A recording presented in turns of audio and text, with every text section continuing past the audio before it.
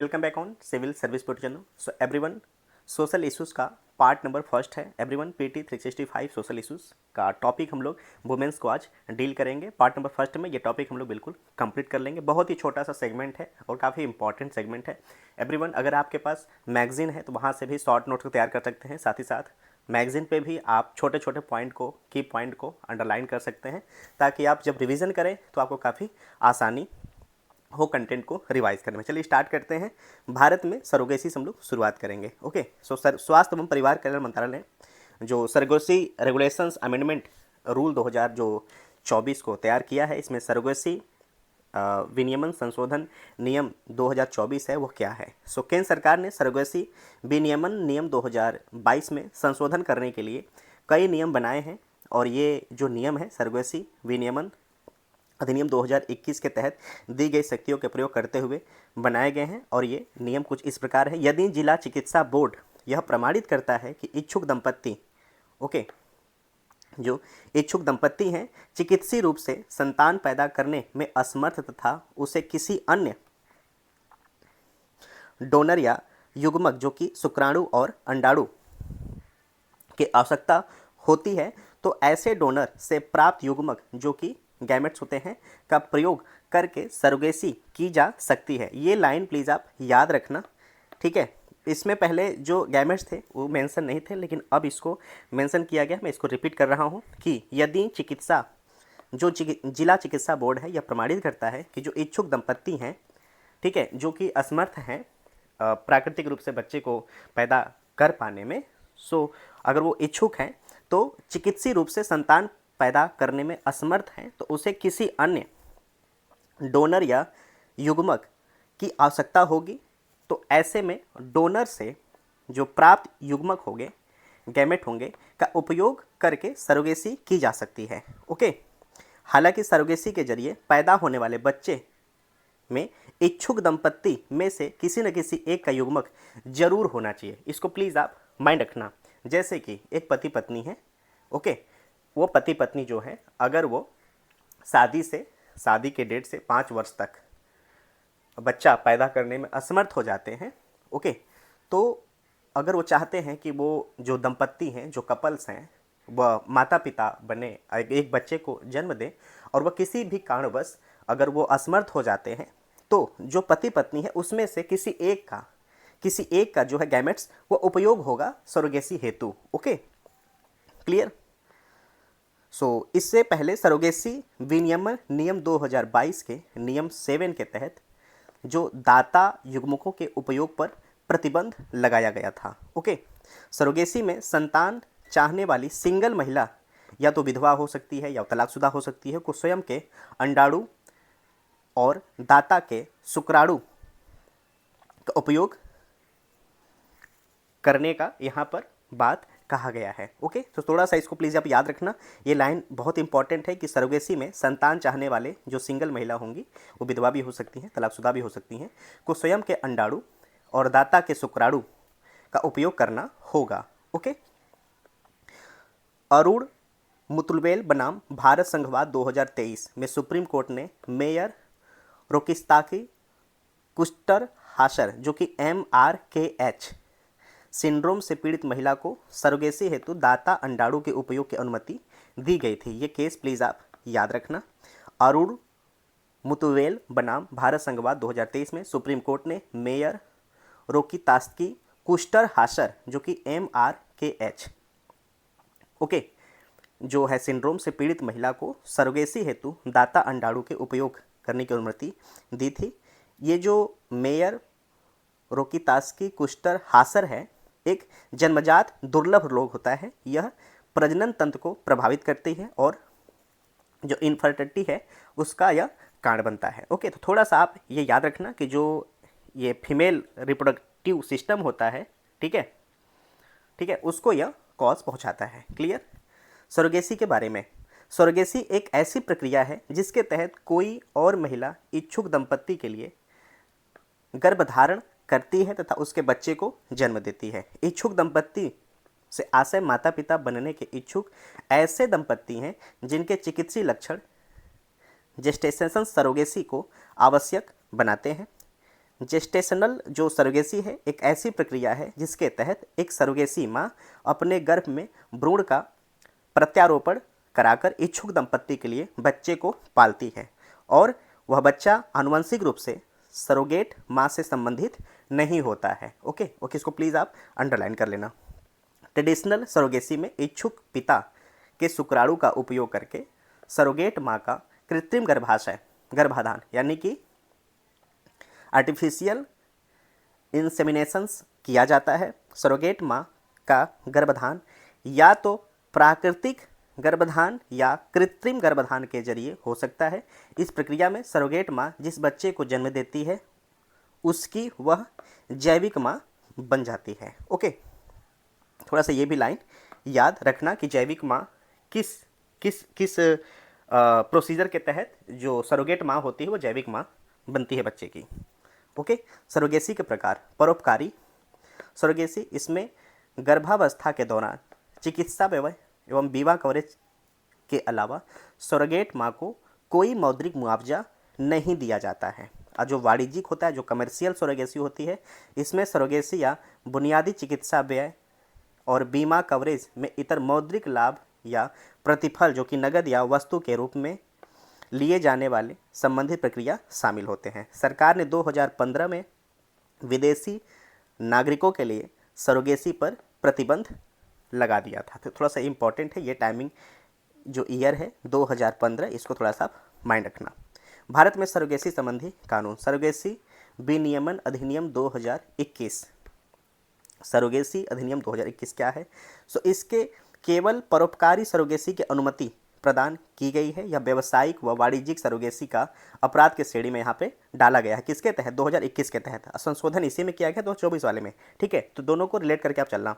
इस अधिनियम में कानून की समीक्षा और निगरानी करने वाले जो राज्य हैं, यदि कामकाज की निगरानी करने के लिए national assistant reproductive technology and surrogacy board की स्थापना की गई है। तो याद रखना, अगर इस शॉर्ट में NARTSB आ जाता है तो ये याद रखना कि यह क्या है। So national assisted reproductive technology and surrogacy board की स्थापना की गई है। ओके, सरोगेट बच्चे के मामले में गर्भपात के लिए सरोगेट माँ की लिखित सहमति या उपयुक्त प्राधिकारी की अनुमति की आवश्यकता होती है। यह अनुमति medical terminations of pregnancy MTP act 1971 के अनुरूप होनी चाहिए।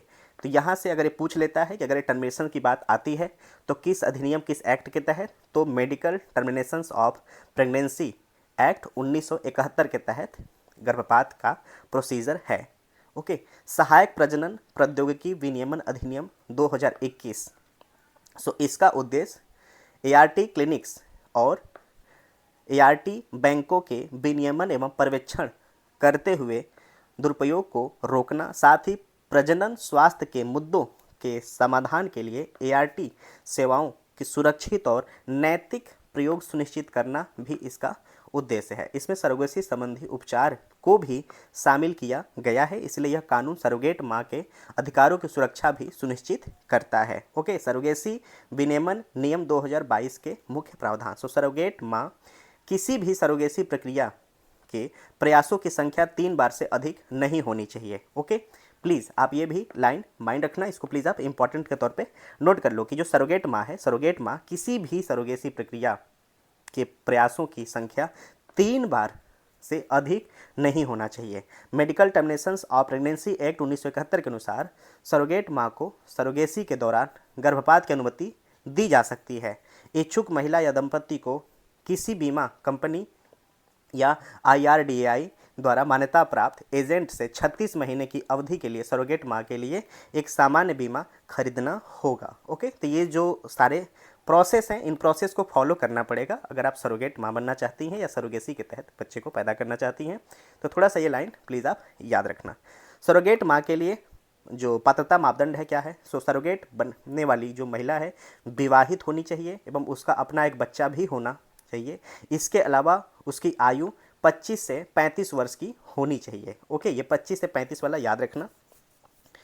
कोई महिला अपने जीवन काल में केवल एक बार सरोगेट माँ बन सकती है। और याद रखना प्रयासों की संख्या कितनी थी? 3 थी। ओके, सरोगेट के लिए चिकित्सा और मनोविज्ञान फिटनेस का प्रमाण पत्र होना चाहिए। ओके, दंपति के लिए पात्रता मानदंड जो है, दंपति की शादी के 5 वर्ष पूरे हो जाने चाहिए। पत्नी की जो आयु है वो 25 से 50 वर्ष और पति की आयु 26 से 55 यानी 55 वर्ष के बीच होना चाहिए। याद रखना, जो सरोगेट माँ होती है उसका जो एज है वो 25 से 35 होनी चाहिए। ओके, और वो कम से कम एक बच्चे की माँ होनी चाहिए। ठीक है, और उनके प्रयासों की संख्या 3 होनी चाहिए। और जो दंपत्ति जो माता पिता बनना चाहते हैं, जो कि किसी भी कारणवश असमर्थ होते हैं माता पिता बनने में, उनके आयु की बात यहाँ पे कही गई है। 25 से 50 होनी चाहिए पत्नी की, और पति की 26 टू 55 के बीच में उनकी एज होनी चाहिए। दंपत्ति के पास कोई जीवित बच्चा बायोलॉजिकल या गोद लिया या सरोगेट नहीं होना चाहिए, यानी आप बिल्कुल किसी भी बच्चे के माता पिता न रहे हो, मतलब आपके पास कोई अपना बच्चा ना हो, चाहे वो दत्तक पुत्र या गोद लिया गया हो या जन्म के द्वारा, यानी आप जैविक माता पिता भी ना रहो और गोद भी ना लिए रहो। ठीक है, तभी, यानी आपके पास कोई भी बच्चा नहीं होना चाहिए, कोई भी बच्चा नहीं होना चाहिए, तभी आप सरोगेसी के तहत बच्चे को पैदा कर सकते हैं। ठीक है, जब बच्चा मानसिक या शारीरिक रूप से दिव्यांग हो या लाइफ थ्रेटनिंग बीमारी या किसी घातक बीमारी से पीड़ित हो, तब आप दंपत्ति बनने के पात्र। यानी यहाँ पे कहा जा रहा है कि पहला तो कंडीशन ये है कि आपके पास कोई बच्चा नहीं होना चाहिए। अगर बच्चा है तो वह बच्चा किसी भी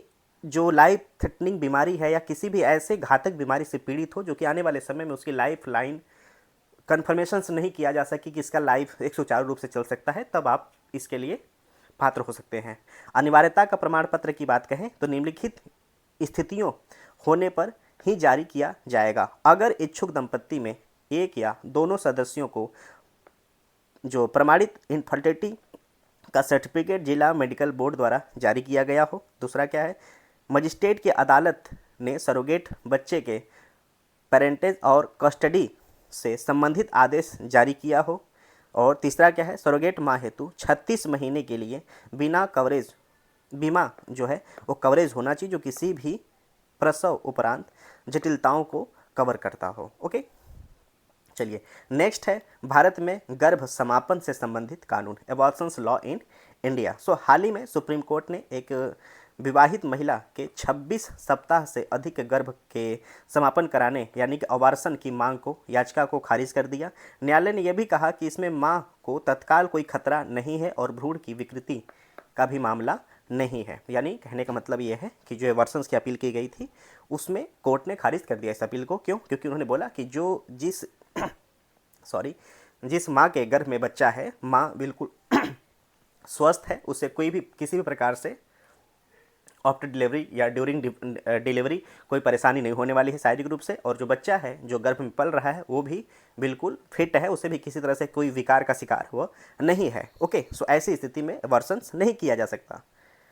ठीक है, बच्चे को जन्म देना होगा। भारत में अबॉर्शन से संबंधित कानून, क्या भारत में भारतीय दंड संहिता की धारा 312 और 313 के तहत अबॉर्शन को गैर कानूनी बनाया गया। ये प्लीज़ आप ये नोट डाउन कर लेना कि जो आईपीसी भारतीय दंड संहिता इंडियन पिनल कोड की जो धारा 312 और 313 है के तहत अबॉर्शन को गैर कानूनी बनाया गया है। हालांकि जो एमटीपी है, एमटीपी अधिनियम 1971 के तहत निर्धारित तरीके से अबॉर्शन की अनुमति दी जा सकती है।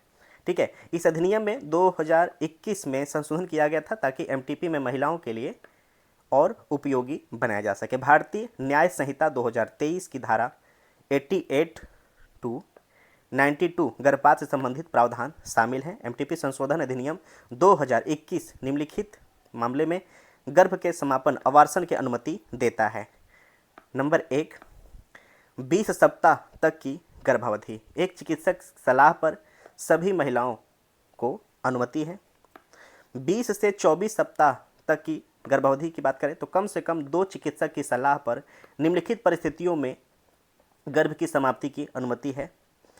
यह बच्चे को गंभीर बीमारी होने का खतरा या महिला के जीवन या मानसिक स्वास्थ्य का खतरा, बलात्कार पीड़िता, परिवार के सदस्यों द्वारा व्यभिचार की पीड़ित महिलाओं या अन्य जो वनरेबल सुविधा महिलाएं होती हैं, ठीक है, जैसे कि दिव्यांग, नाबालिग, ठीक है, आदि मामले में एबॉर्शंस का परमिशंस दिया जा सकता है। याद रखना 2 चिकित्सकों की कमेटी के सलाह पर।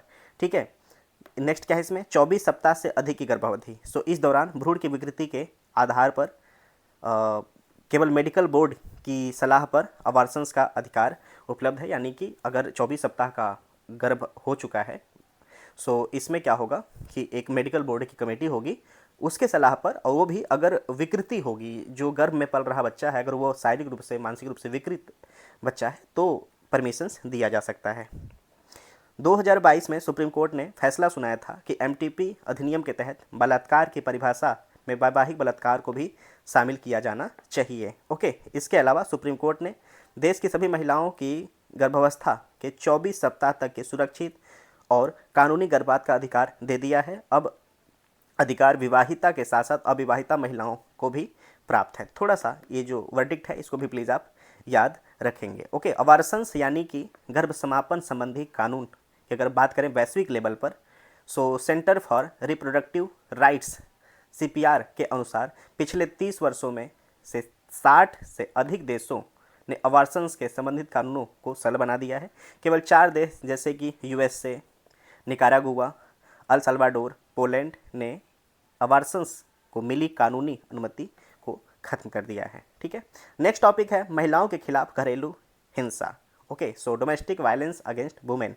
सो विश्व स्वास्थ्य संगठन WHO के अनुसार दुनिया भर के लगभग हर तीसरी महिला अपने जीवन में किसी न किसी रूप से शारीरिक या यौन हिंसा का सामना करती है। भारत में महिलाओं के खिलाफ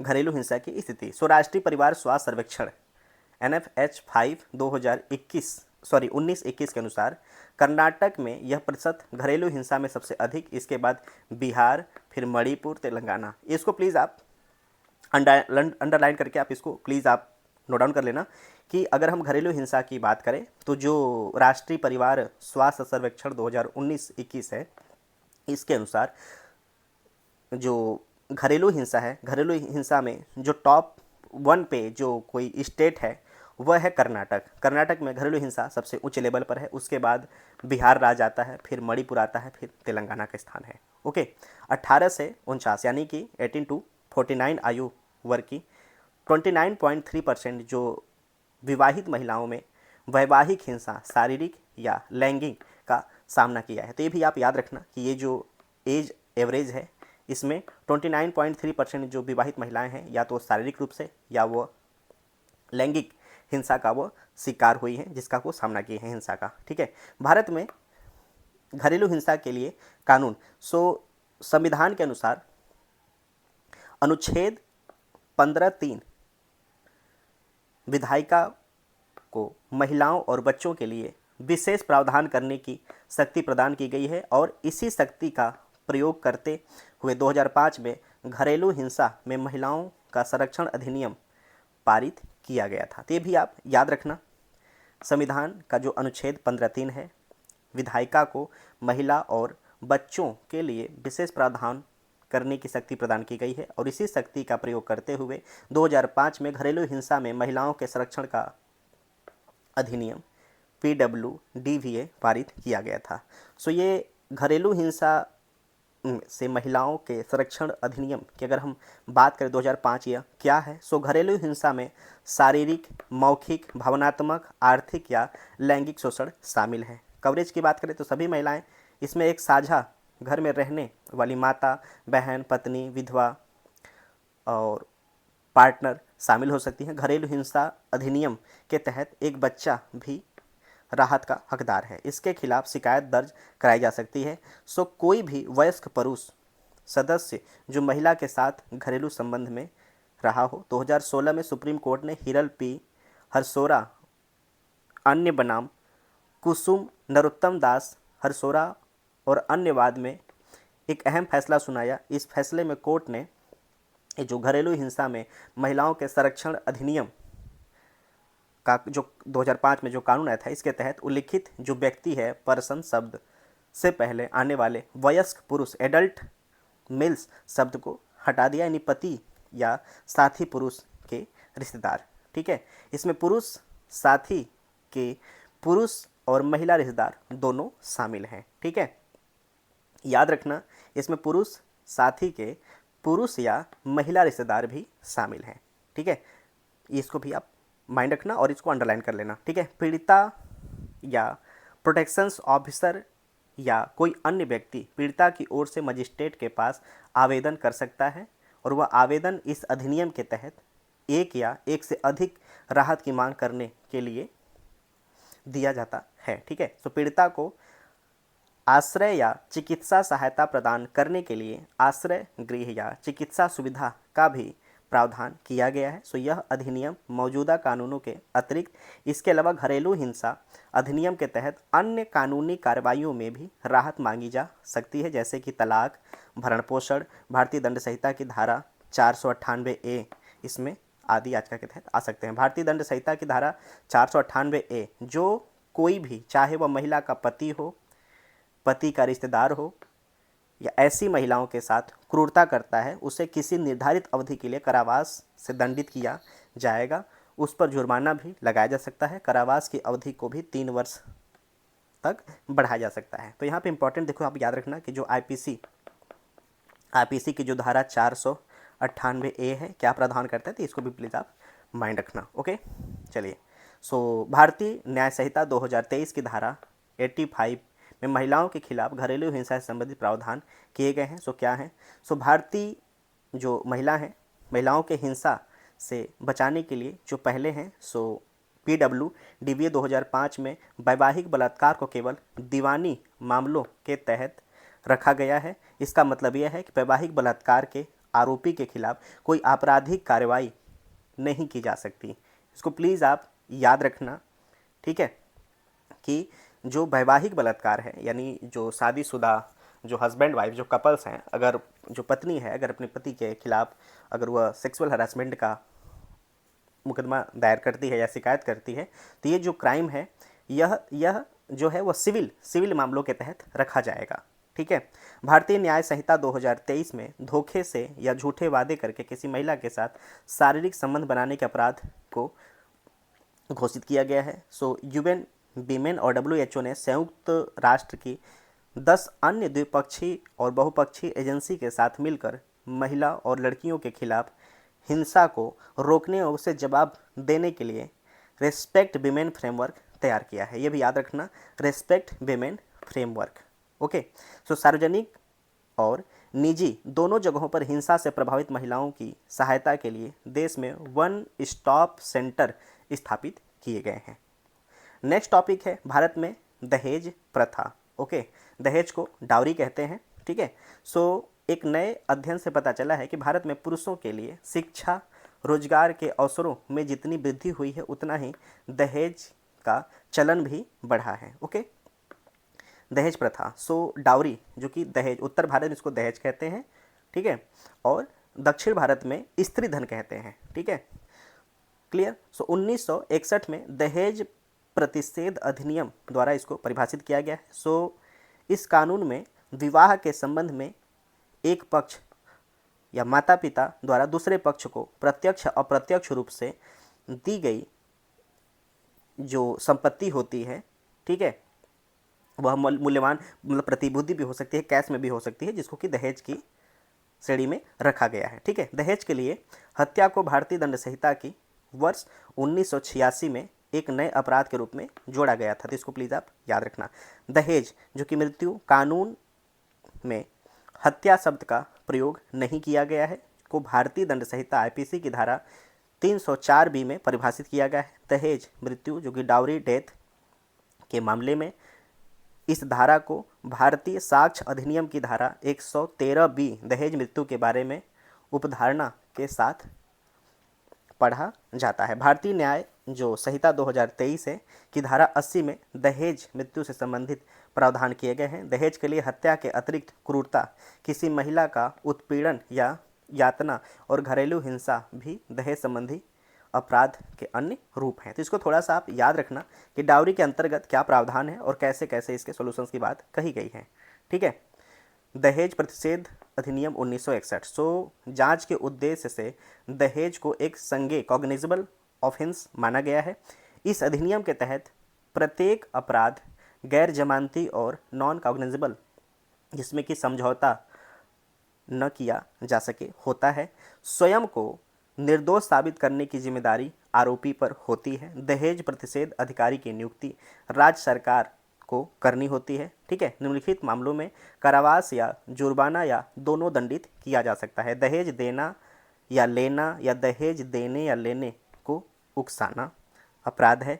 दहेज की मांग करना अपराध है। दहेज से संबंधित विज्ञापन भी अपराध है। तो दहेज प्रतिषेध जो अधिनियम 1961 है, थोड़ा सा इसको प्लीज़ आप माइंड रखना। ओके, नेक्स्ट है स्टेम। देखिए, S for science, T for technology, E for engineering और एम फॉर मैथमेटिक्स। ठीक है, सो इसमें महिलाओं के लिए क्या है, बात क्या कहा गया है। सो हाल ही में प्रधानमंत्री ने विमानन एविएशन क्षेत्र में महिलाओं या लड़कियों के प्रवेश का समर्थन के लिए बोइंग सुकन्या कार्यक्रम, याद रखना, बोइंग सुकन्या कार्यक्रम का शुरुआत किया है।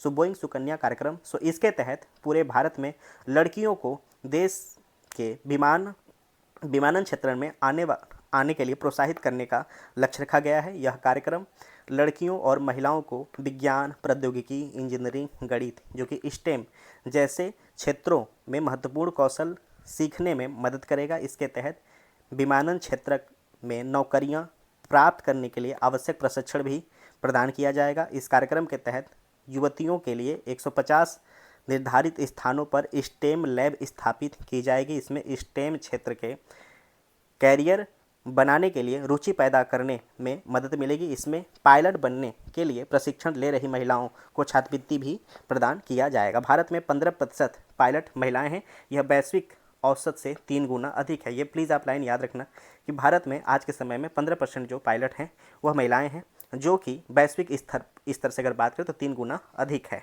ओके, स्टेम क्षेत्र में महिलाओं को बढ़ावा देने की जो अन्य पहले हैं, सो आई स्टेम, सो प्रधान वैज्ञानिक सलाहकार के कार्यालय द्वारा आरंभ की गई यह पहल, यह अनुसंधान, अवसंरचना और प्रयोगशाला प्रदान करने के लिए प्लेटफॉर्म प्रदान करता है। इसका लाभ पूरे भारत में उपयोगकर्ता उठा सकते हैं। ठीक है, नेक्स्ट है इंजीनियरिंग, विज्ञान और प्रौद्योगिकी में महिलाएं।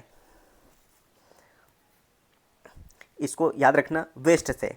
ठीक है, वेस्ट, सो वेस्ट में एक नई पहल आई स्टेम पहल है। इसका उद्देश्य महिलाओं को विज्ञान, प्रौद्योगिकी, नवाचार, पारिस्थितिकी तंत्र में योगदान करने को सशक्त बनाना है। विज्ञान ज्योति, सो विज्ञान और प्रौद्योगिकी विज्ञान विभाग डीएसटी के इस पहल की शुरुआत की गई थी। इसका उद्देश्य हाई स्कूल में पढ़ने वाले मेधावी छात्राओं को स्टेम क्षेत्र में उच्चतर शिक्षा ग्रहण करने हेतु अवसर प्रदान करना है। ठीक है, नेक्स्ट है किरण, यानी पोषण के माध्यम से अनुसंधान उन्नति में ज्ञान भागीदारी। सो इस पहल की शुरुआत डीएसटी द्वारा की गई थी। इसका उद्देश्य विज्ञान एवं प्रौद्योगिकी के क्षेत्र में विभिन्न कार्यक्रमों के माध्यम से महिला वैज्ञानिकों को प्रोत्साहित करना। नेक्स्ट है इसमें गति, यानी gender advancement for transforming institutions. So यह सभी स्तरों पर विज्ञान, प्रौद्योगिकी, इंजीनियरिंग, चिकित्सा और गणित विषयों में महिलाओं की सुविधाओं के लिए संस्थागत सुधार लाने का प्रयास करता है।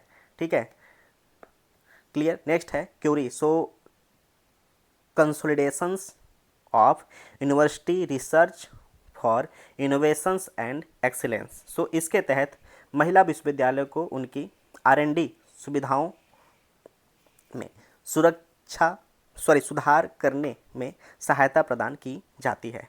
ठीक है, biotechnology career advancement and reorientations programme BioCARe. So इसमें बेरोजगार महिलाओं वैज्ञानिकों के कैरियर विकास के लिए जैव प्रौद्योगिकी विभाग द्वारा क्रियान्वित किया जा रहा है। इसके तहत 45 वर्ष तक की महिला वैज्ञानिक की पहला वाह्य अनुसंधान अनुदान प्रदान किया जाएगा। ओके, सो ये जो इम्पोर्टेंट है ना कि स्टेम क्षेत्र में महिलाओं को बढ़ावा हेतु जो पहल है, जैसे आई स्टेम है, ओके, वेस्ट है, क्लियर, किरण है, गति है, ठीक है, बायोकेयर है। सो इसको छोटा छोटा टर्मोलॉजी में आप याद कर लो। यहाँ से एक सेगमेंट एग्जाम में आ सकता है।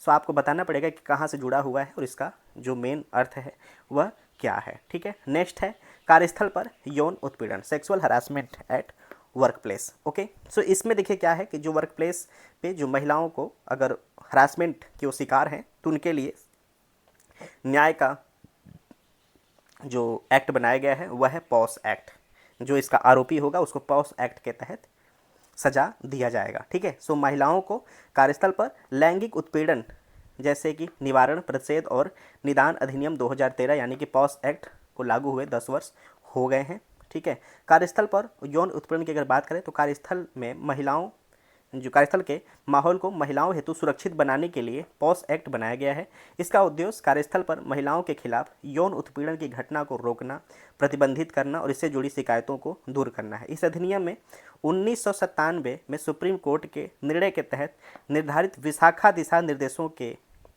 विस्तार किया गया है और इसे कानूनी आधार प्रदान किया गया है। ये जो विशाखा दिशा है ना, इसको प्लीज़ आप याद रखना, ये काफ़ी इंपॉर्टेंट है, यहाँ से सेगमेंट पूछे जा सकते हैं।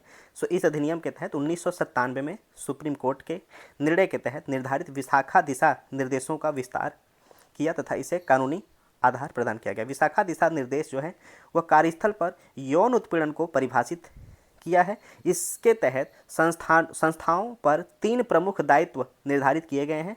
इसमें कि यौन उत्पीड़न पर प्रतिबंध, रोकथाम, निवारण शामिल है। साथ ही संस्थानों को आंतरिक शिकायत समिति ICC की स्थापित करने का भी आदेश दिया गया है। तो ये 2-3 टर्मिनोलॉजी है, इसको प्लीज़ आपको माइंड करके चलना है। सो पॉस अधिनियम 2023 की अगर बात करें तो यौन उत्पीड़न की परिभाषा प्रत्यक्ष रूप से या मंशा व्यक्त करके निम्नलिखित में से किसी एक या अधिक नापसंद बर्ताव, आचरण या व्यवहार को यौन उत्पीड़न में शामिल किया गया है। जैसे अगर बात करें तो शारीरिक संपर्क या यौन प्रस्ताव देना, यौन अनुग्रह का मांग या अनुरोध, अश्लील टिप्पणी करना, अश्लील साहित्य या चित्र दिखाना, यौन प्रकृति का कोई अन्य नापसंद शारीरिक या मौखिक या गैर मौखिक व्यवहार करना। ठीक है। कार्यस्थल की परिभाषा की बात करें तो इसके तहत ऐसा कोई स्थान शामिल है जहां कर्मचारी रोजगार की वजह से या रोजगार की अवधि में आता है। कार्यस्थल की परिभाषा की कर्मचारी द्वारा ऐसे स्थान पर आने के लिए नियोक्ता द्वारा उपलब्ध कराए गए परिवहन के साधन शामिल है। कार्यस्थल में संगठित या असंगठित दोनों प्रकार के क्षेत्रक शामिल हो जाते हैं। देखिए ये बहुत इंपॉर्टेंट है, मे भी आपसे ऐसा पूछ ले कि जो क्षेत्रक संगठक हैं, जो संगठित जो क्षेत्र हैं, क्या वहाँ पे ही सिर्फ पॉस एक्ट जो है वो कारगर होगा या असंगठित में? देखिए दोनों, चाहे वो संगठित हो चाहे असंगठित हो। ठीक है। सो पीड़ित महिला, इसमें सभी महिलाएं शामिल हैं, भले ही वह उनकी जो उम्र या रोजगार की स्थिति कुछ भी हो, चाहे वह संगठित या असंगठित क्षेत्र से सार्वजनिक या निजी क्षेत्र में कार्यरत हो। पीड़ित महिला की परिभाषा की बात करें तो पीड़ित महिला के दायरे में क्लाइंट, ग्राहक या घरेलू कामगार इसमें शामिल हैं। ठीक है। क्लियर? तो थोड़ा सा इसको प्लीज़ आप माइंड रखना। क्लियर? सो जो शिकायत निवारण तंत्र है, अगर हम शिकायत समिति की बात करें तो ऐसे प्रत्येक निजी या सार्वजनिक संगठन में आंतरिक शिकायत समिति ICC का गठन अनिवार्य है, जहां 10 या इससे अधिक कर्मचारी कार्यरत हो। ये आंकड़ा आप याद रखना, 10 से अधिक कर्मचारी यहाँ पर अगर हैं वहाँ पे तो एक आंतरिक शिकायत समिति ICC का गठन आपको करना होगा। ICC में कम से कम 4 सदस्य होने चाहिए। ठीक है। उनमें से कम 50% जो सदस्य हैं वह महिलाओं का होना एक अनिवार्य है। ठीक है। क्लियर? और उसमें एक बाहरी सदस्य भी अनिवार्य होगा। ठीक है। ICC के पास दीवानी अदालत के समान ही शक्ति होती है। ठीक है। तो थोड़ा सा ये भी आप याद रखना। ठीक है। यानी इसको सिविल पावर इसके पास होती है। ठीक है। 10 से कम कर्मचारियों वाले संगठनों या नियोक्ताओं के खिलाफ शिकायत दर्ज करने के लिए जिला अधिकारी द्वारा स्थानीय समिति का गठन किया जाता है। तो ये भी आप याद रखना कि जहाँ पर 10 से कम लोग एम्प्लॉय के रूप में हैं, सो वहाँ पर होता क्या है कि जो जिला अधिकारी होते हैं, जिला अधिकारी द्वारा स्थानीय समिति का गठन करते हैं और वो समिति निर्णय सुनाती है कि क्या गलत है और क्या सही है। शिकायत दर्ज करने के लिए प्रक्रिया की बात करें तो किसी भी पीड़ित महिला को ICC के पास कार्यस्थल पर यौन उत्पीड़न की लिखित शिकायत दर्ज कराने का अधिकार है। यदि आंतरिक समिति गठित नहीं है तो स्थानीय समिति के पास शिकायत दर्ज अपना वो करा सकते हैं। यदि पीड़िता शारीरिक या मानसिक रूप से अक्षम है या उसकी मृत्यु हो गई है या किसी अन्य कारण से शिकायत दर्ज कराने में असमर्थ है तो उसके कानूनी उत्तराधिकारी या उससे संबंधित जो व्यक्ति है वह शिकायत दर्ज करा सकता है। ठीक है। ऐसा नहीं कि सिर्फ जो व्यक्ति पीड़ित है वहीं जा सकता है, नहीं, उससे जुड़े जो व्यक्ति हैं वो भी करा सकते हैं, या उसके जो उत्तराधिकारी हैं वो भी शिकायत दर्ज करा सकते हैं।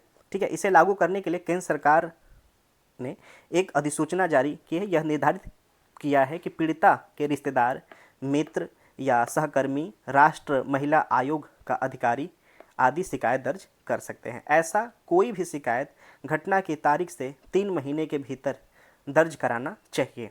जो घटना घटा उस घटना घटने के 3 महीना के अंदर ये शिकायत दर्ज हो जाना चाहिए। ठीक है, हालांकि आईसीसी समय सीमा बढ़ा सकती है। ओके, सुलह की बात करें तो आईसीसी जांच शुरू करने से पहले पीड़ित महिला के अनुरोध पर सुलह के माध्यम से उसके और जवाबदेह पक्ष के बीच को सुलह करने का कदम उठाया जा सकता है। हालांकि सुलह में किसी प्रकार के मौद्रिक लेन देन के संबंधी समझौता नहीं होना चाहिए। जांच की बात करें तो आईसीसी या पीड़िता के शिकायत को आगे की कार्रवाई के लिए पुलिस के पास भेज सकती है और वह अपने स्तर पर जांच शुरू कर सकते हैं, जिसे 90 दिनों के भीतर पूरा करना होगा। जब जांच पूरी हो जाती है तो आईसीसी को 10 दिनों के भीतर अपने निष्कर्षों की रिपोर्ट नियोक्ता को सौंपनी होती है। दोषी के खिलाफ कार्रवाई। यदि यौन उत्पीड़न के आरोप साबित होते हैं तो आईसीसी नियोक्ता को कंपनी के सेवा नियमों के प्रावधानों के अनुसार कार्रवाई करने का सिफारिश करता है। अपील की बात करें, यदि पीड़ित महिला या जवाबदेह पक्ष आरोपी जांच से संतुष्ट नहीं है तो 90 दिनों के भीतर अदालत में अपील कर सकता है। ये लाइन बहुत इंपॉर्टेंट है। दोनों में से कोई भी व्यक्ति अगर एक असंतुष्ट है तो अपने बचाव के लिए, अपने पक्ष को रखने के लिए वह कोर्ट का रास्ता देख सकता है। ठीक है, झूठा शिकायत। आईसीसी नियोक्ता से सेवा नियमों के प्रावधानों के अनुसार उस महिला या शिकायत करने वाले व्यक्ति के खिलाफ कार्रवाई करने का भी सिफारिश कर सकती है, जिसमें अगर वह शिकायत झूठा किया गया या आरोप झूठा लगाया गया हो। ठीक है, निजता की सुरक्षा को सुनिश्चित करना। महिला या जवाबदेह पक्ष और गवाह की पहचान, पूछताछ से जुड़ी कोई भी जानकारी, जांच की सिफारिश और अन्य और जो इस पर जो की गई कार्रवाई होती है को सार्वजनिक नहीं किया जाएगा। ठीक है, जब तक कोई एक पर्टिकुलर आदेश न दिया जाए, इसमें जितने भी संलिप्त लोग होते हैं उसको पब्लिक नहीं किया जाएगा। ठीक है, भारत में मासिक धर्म की सर्व स्वच्छता। क्या है? हाल ही में स्वास्थ्य एवं परिवार कल्याण मंत्रालय ने मासिक धर्म स्वच्छता पर राष्ट्रीय नीति 2023 का मसौदा जारी किया है। मासिक धर्म स्वच्छता जो नीति संबंधी मसौदा है, ड्राफ्ट नीति में यह स्पष्ट तौर पर उल्लेख है कि मासिक धर्म प्रजनन आयु की लड़कियों और महिलाओं सहित अन्य सभी के लिए प्राकृतिक शारीरिक प्रक्रिया के तहत इसमें सुनिश्चित होगा कि लड़कियों और महिलाओं जो कि मासिक धर्म के दौरान कलंक मुक्त जीवन जी सकें। ठीक है, इस नीति में वंचित और कमजोर आबादी को प्राथमिकता देने और मासिक धर्म स्वच्छता से संबंधित संसाधनों तक समान पहुंच सुनिश्चित करने पर विशेष ध्यान दिया गया है। स्पेन महिला कर्मचारियों को सवैतनिक मासिक धर्म अवकाश देने वाला पहला यूरोपीय देश है। तो ये भी थोड़ा सा आप याद रखना। ठीक है, कि स्पेन आज के समय में वर्ल्ड में एक ऐसा देश है, यूरोपीय देश है जो कि वेतन में कटौती नहीं करता है और उनको मासिक धर्म के समय अवकाश प्रदान करता है और उनका जो पगार होता है उसमें कोई भी कटौती किसी भी तरह से नहीं करता है। ठीक है, मासिक धर्म स्वच्छता प्रबंधन के लिए वर्तमान संचालित जो कार्यक्रम है, मासिक धर्म स्वच्छता योजना 2011, इसका मुख्य उद्देश्य आशा कार्यकर्ताओं के माध्यम से समुदायों में कम लागत वाले सैनिटरी नैपकिन का वितरण करना है। ओके, तो याद रखना। स्वच्छ भारत मिशन 2014, इस पहल के तहत मासिक धर्म स्वच्छता प्रबंधन को शामिल किया गया है। मासिक धर्म स्वच्छता प्रबंधन के लिए राष्ट्रीय दिशा निर्देश 2015। इन निर्देशों के तहत सभी राज्यों को मासिक धर्म स्वच्छता प्रबंधन के मुद्दे पर तेजी से कार्य करने के लिए एक महत्वपूर्ण रूपरेखा प्रदान की गई है। ठीक है, विभिन्न राज्यों द्वारा संचालित योजनाओं की बात करें तो महाराष्ट्र में अस्मिता योजना, राजस्थान में उड़ान, उड़ीसा में खुशी योजनाओं में किशोरियों को सब्सिडी वाले या निःशुल्क सैनिटरी नैपकिन वितरित कराए जाते हैं। तो ये नाम प्लीज़ मुख्य रूप से याद रखना आप। मासिक धर्म स्वच्छता को बढ़ावा देने के लिए अन्य पहले हर साल 28 मई को मासिक धर्म स्वच्छता दिवस मनाया जाता है। इम्पॉर्टेंट है। मासिक धर्म स्वच्छता के संबंध में जागरूकता बढ़ाने के लिए संयुक्त राष्ट्र द्वारा रेड डॉट अभियान चलाया गया है। महिलाओं को मासिक धर्म अवकाश का अधिकार और मासिक धर्म संबंधी स्वास्थ्य उत्पादों तक मुफ्त पहुंच विधेयक 2022। सो इसमें मासिक धर्म के दौरान 3 दिन के सवैतनिक अवकाश के अधिकार का प्रावधान किया गया है। तो ये इंपॉर्टेंट है, इसको प्लीज़ आप स्टार के रूप में याद रखना। ओके, सो एवरीवन, पार्ट जो फर्स्ट है यहाँ पे समाप्त होता है। जल्दी हम लोग पार्ट सेकेंड पे बात करेंगे। ओके, सो